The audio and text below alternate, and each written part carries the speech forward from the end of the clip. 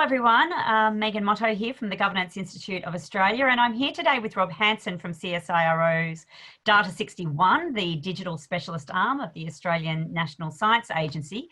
Rob, great to talk to you today. Great to see you too. Yes, excellent. Well, we are absolutely thrilled to be jointly launching a report with Data 61 that drills down into the key areas of governance, of data governance concerning corporate Australia. The name of the report is Digital Trust, Corporate Awareness and Attitudes to Consumer Data. And to start off with, maybe you could take us through a few highlights from the report. Yes, certainly. Thank you for inviting me to come along today, and really thank you for collaborating with us on this research and giving us access to your membership base that we're able to go and do the survey with. It was a really interesting journey that we undertook, and certainly the start of a conversation that I'm hoping that you'll invite us to continue on. So there's a lot of things happening with consumer data at the moment, and we'll unpack some of that today during the video call, but some of it probably is worth its own report and own video calls in time to come. But certainly in the report, we found a few things. And if I want to give you the headlines straight away, it was really that the environment is becoming far more complex. So it's becoming complex in terms of, there's cybercrime happening. There's other things that we're starting to find that happens with data in terms of data leaks and things that aren't necessarily so great. But that's changing, and that's changing because consumers are becoming more alive to it, but also the regulation is changing. So what was acceptable previously is becoming no longer acceptable. So at the moment, things are a bit different. And in the future, given the trends that we're looking at, both nationally, but also internationally as well, and that's having a huge impact on our environment, we're starting to see that there's a big change on the horizon in that regard. So that's the downside. The upside is consumer data is becoming far more valuable. And we saw that in the report, excuse me. We saw that about 90% of respondents said that somewhere between valuable and extremely valuable was how they rated the data at the end of the day. And what we did was we said, we really wanted them to tell us on the balance, is this costing you a lot to do things with this data? And in the past, there wasn't so much in terms of handbrakes and obstacles that people had to navigate. They could grab the data and do things with them, and it didn't really cost an awful lot. What we're starting to ask now is, given these changes that we're starting to perceive, both from the consumers and the regulatory environment, what is that doing to this balance? Is it still valuable? And people are very much leaning in that space, going, yes, we need to do things with this data. That is where we're going. And certainly, the very high maturity governance organizations were building that into their strategy. And they're saying, we've got a data governance strategy, but also we're baking this into our business models as well. So that was definitely a trend we were seeing in that direction too. So good in terms of, lots of value to extract and things to do in this space, lots of opportunities to exploit. But the problem we have now is we need to balance out between all these issues and challenges with that opportunity in this change management as we go forward. And the data is what the data is, and we had a certain population sample. So I'm a little bit hesitant to say this is what's going on across Australia, but it gave us a really good indication. And it's certainly an area that's opened up a lot of avenues for us in terms of questions and research that we want to explore. What it seemed to be telling us though, was that there's a very crucial connection that is required between the people that are providing you, C-suite or corporate governance person or the board, providing you with assurance that this data is being managed appropriately. So how do we find those people? What do they look like? They're questions that we need to look at further now, but really that was the crucial area. And where things weren't working well, there was a disconnect. Where it was working well, that was really well connected. One of the interesting things there was a lot of the we had survey participants, but we also had interviewees as well. So we had a small pool that we went and we asked questions of, and they were saying the talent pipeline for these people that make that connection between what's happening in the corporate governance area or the corporate area across to the IT area, that's a pretty shallow talent pipeline. So that was a little bit concerning, but certainly that was the crux of the findings that we had. And it's such a critical area. I know sitting on boards, there's been a lot of commentary around the digital literacy of boards. So directors need to be able to understand the language of data, understand the language to be able to talk to the IT professionals within their organisation so that they understand some of the nuances of the language that's talked about in that space. But similarly, and not dissimilar from other studies that we've done where we've looked at the evolution of the governance professional, of the company secretary role, and we're just about to embark on some work on the evolution of the risk management role. The really key executives in this data space also need to be able to increasingly speak the language of boards. So they need to be able to really traverse that gap and turn the analytics into information that the board needs to understand, use, and value. And of course, and I think that that's the other side of things as well. We're all taught in the data world as directors to understand what's valuable in your organization and what's not, understand what your crown jewels of data are, but how do you value the crown jewels is the question. And was there any insights from the survey from some of those things? Yeah, certainly. So in terms of the survey, we got some great information in terms of the free text field, really, really rich quotes and those sorts of things, far more than we're able to put into the report. But certainly there are some really interesting things that we've put in the report that people can read about that. But when it came to valuing data, you're absolutely correct. So there were some interesting reports that came out at the beginning of this year that spoke to how do you value data? What does it mean? And there's a really interesting conversation about, well, how do you get the people involved to actually understand what that means? And so you have to be quite inclusive to understand what that looks like. I'll use a metaphor here. There's a person I quite respect in corporate Australia who uses this quite a lot. And they talk about data being radioactive. And they say, it's fantastic. You can bring it all together. It gets to a critical mass and you can really power a lot of things and do really good stuff. But the problem is it's also quite dangerous, right? And particularly if you don't know what's going on. So if you're collecting all this data and it's just sort of sitting there in your systems, what does that mean? Are you, leaving yourself exposed here because you don't know what you've got? And as you say, if you're not assessing that correctly, how do you know you're doing the right things or people are doing the right things on your behalf? And so we put some anecdotes in there. There were some great stories we got out of some of the respondents talking about how in one particular case, there was an upgrade going on. So, old legacy system, we need to do something about that. And they discovered that, whoopsie, a few rounding errors had crept into the system and they were now quite material. And we only really discovered that once they went to transition from one system to another. So what do we do with that? Lots of problems there. And generally, yes, if we don't understand what the issues can be, we do leave ourselves exposed. And to your point, I think one of the traps here, and I often work between groups and trying to get the language right is the hardest thing. I spend a lot of time working with regulators and industry and I go, okay, right. So this word came up, right? You mean this, you mean that. We need to try and work out what we actually mean and which way we're going forward here. So when it comes to, so one of the issues, for example, that was raised in the survey was trying to bring these messages up to the board. What do we need to get across? How do you need to understand that something needs to be, brought to your attention so we do something with it?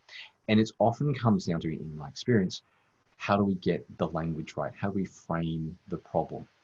Now, when we did the roadshow last year and we said, hey, we've just done a survey, we've got some really interesting insights here, we'd love to talk to you further and get some interviews to continue this conversation. There was someone who brought up the question at one of them, and they said, we had a bit of a disagreement, and I didn't want to take too much time because we had a panel conversation, but the particular person who I have a lot of respect for said they felt that the board needed to be across really granular controls. So they needed to know what a password was, they needed to know what encryption was and how that worked and those sorts of things. My view is slightly nuanced on that. So they need to have an awareness of technology.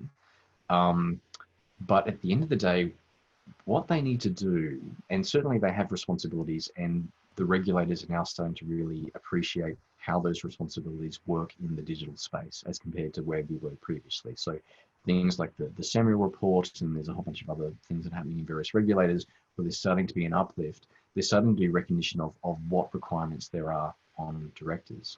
But the role of the director is not to go and basically take a torch and go and check and do what an auditor needs to do. What they need to do is understand, yes, I can have access to IT auditors who can do what I need them to do.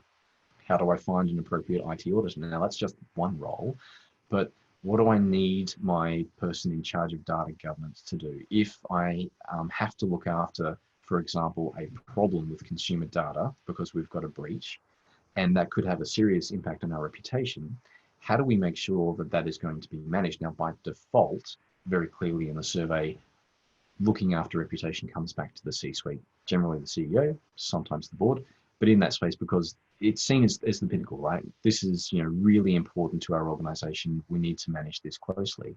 Well, now we're starting to do things with consumer data, and that relationship with the consumer is really at the heart of the trust that we have with them. It's really bound up, and there's a lot to unpack there. If we want to take that apart, we're just probably outside the the remit of this particular call. If something goes wrong there and we burn that trust, then that is really important. So there needs to be a really hand in glove situation where the people in charge of that, whether they be the CTO or CIO or whatever else you want to call them, and the rest of the C-suite, that really needs to be very strong and well practiced. So the questions coming down from the board need to be, what do we need to have in place? And the hypothesis that we have that comes out of the report and the research is we need an effective chain of data governance. We need to have what is an effective chain of governance through the organization, linking in to what is happening in IT. And just to your point, the way you get there is through appropriate language. And that is really about time and talking with each other and really understanding what we're on about.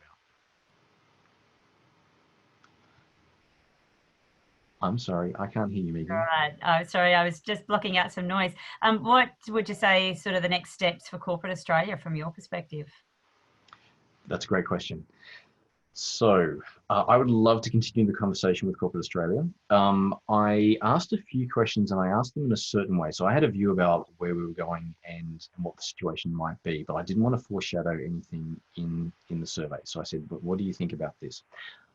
I think there's a lot of changes we've already discussed coming down the pipeline in the regulatory space. So we're having regulators being uplifted, that's being acknowledged, and these guys are getting into the game, right? So you can see the digital platform work that's going on at the ACCC, which is really, world leading, all these sorts of things going on. On top of that, we're starting to see international trends as well. So privacy is a big one. You might have heard of GDPR and all the things coming out of the EU around privacy and things in that space. That's not an isolated incidents, and there is quite a bit more happening out there as well. Just touching on privacy as an example for this change, there's starting to come out a lot of requirements for various roles and also for qualifications for those roles as well. So that's good. On the face of it, it seems like it could be a lot of a burden for corporate Australia because they have to put new people on and they have to work out what they're going to do. And, is this just a boxing exercise we just get them to do and then the auditors can come in and sign off on the reports and everything's fine? Or is it an opportunity to strengthen this connection that we spoke about between the C-suite and into the IT shop and go, well, now this is being mandated in some places and we can see the writing on the wall, this is where things are going. Is this an opportunity to restructure and realign and to get that conversation that we need to have happen? And that's a space that I would like to talk with Corporate Australia further about to see what's happening in that space. And is that helping or hindering, essentially? But certainly on the horizon, that is something that I think that Corporate Australia needs to be very aware of. Fantastic.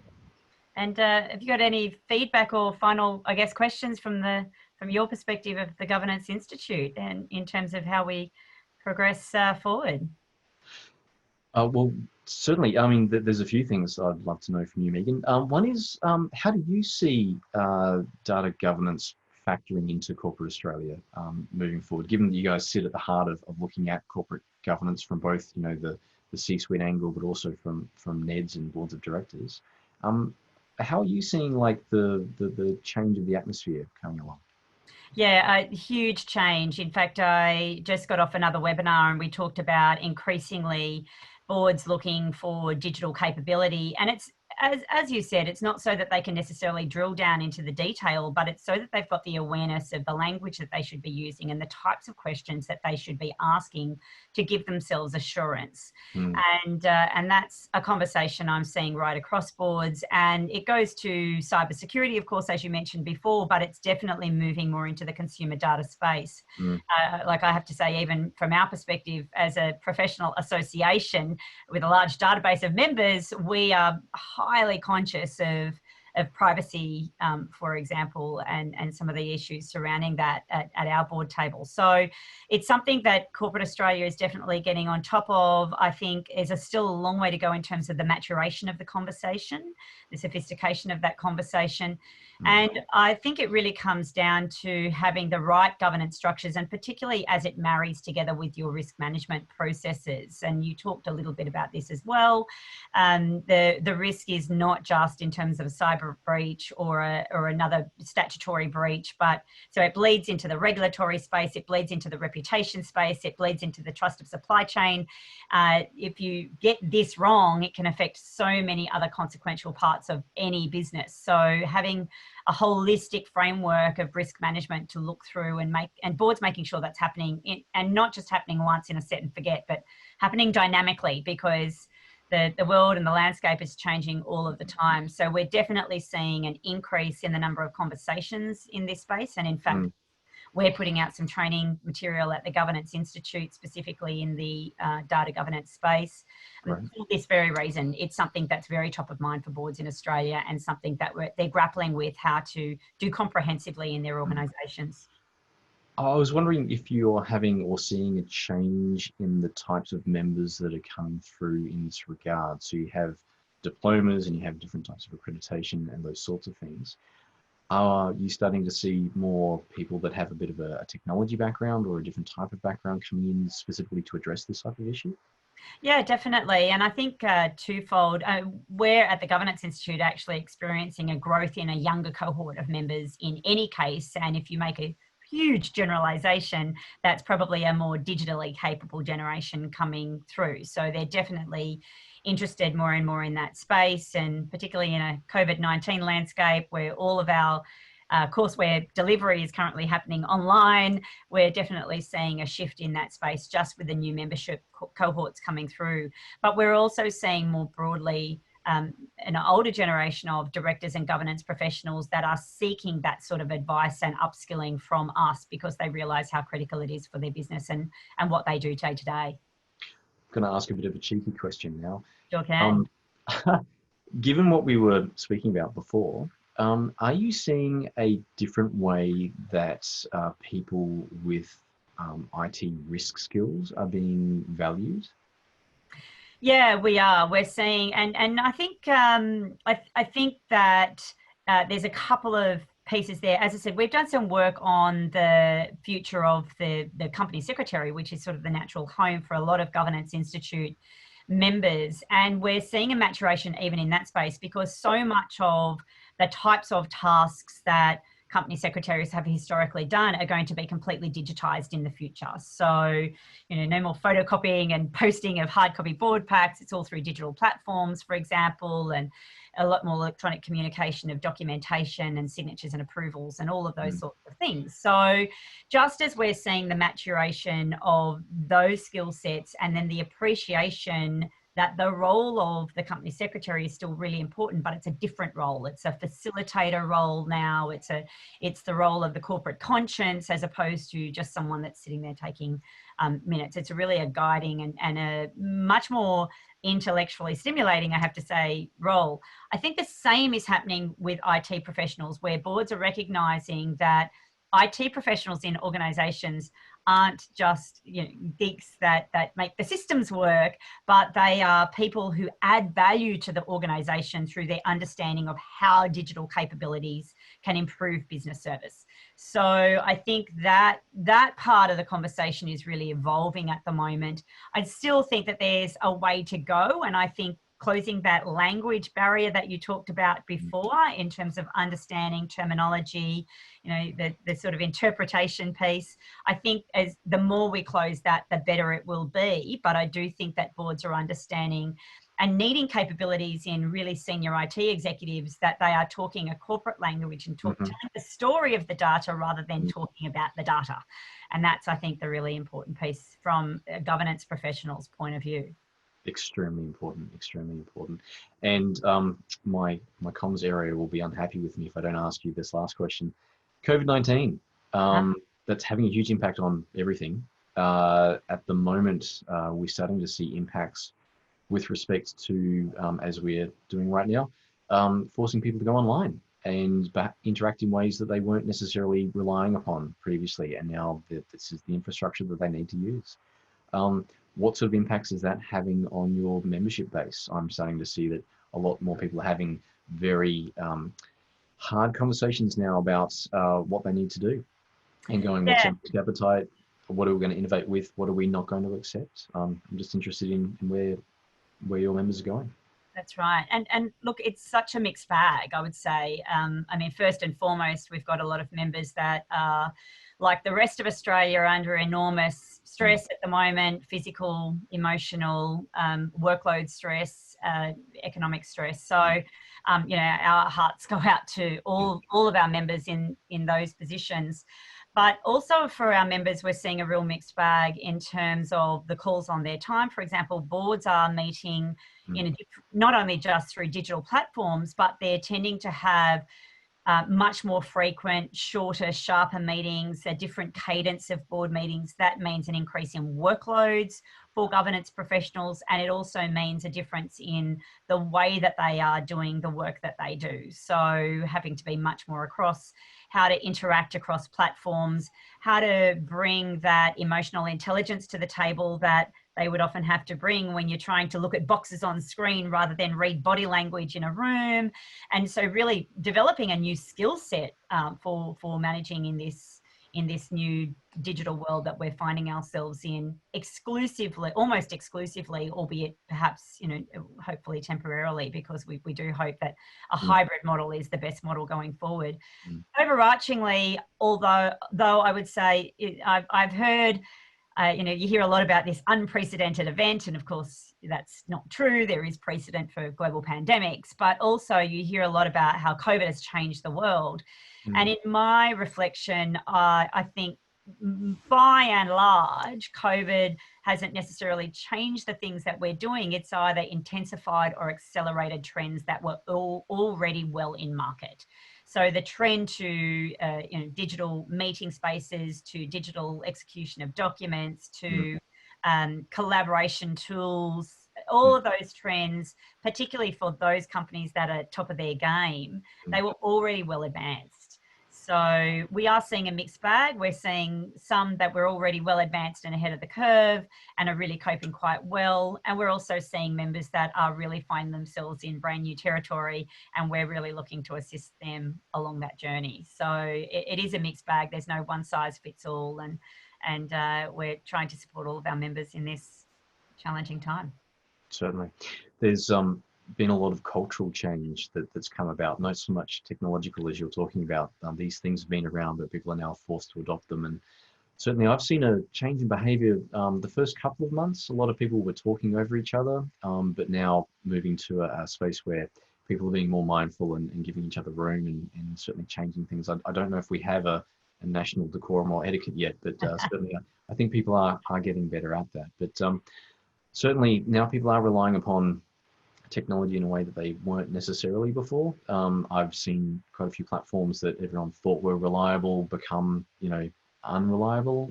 People thinking they're going to get together for a big important meeting and it's not working for whatever reason. So how do we find a back out for that? So certainly is an interesting time, isn't it? It really is. It really is. But look, thanks so much for coming to talk to us today about this really fascinating piece of work. I think you're right. It's only the tip of the iceberg. There's still so much more work to do in this space, including, you know, some universally accepted Zoom protocols or digital meeting protocols. But thanks so much for coming online and having a chat with me today. And I look forward to our members downloading the report and having a look. Great to be here. Thank you very much.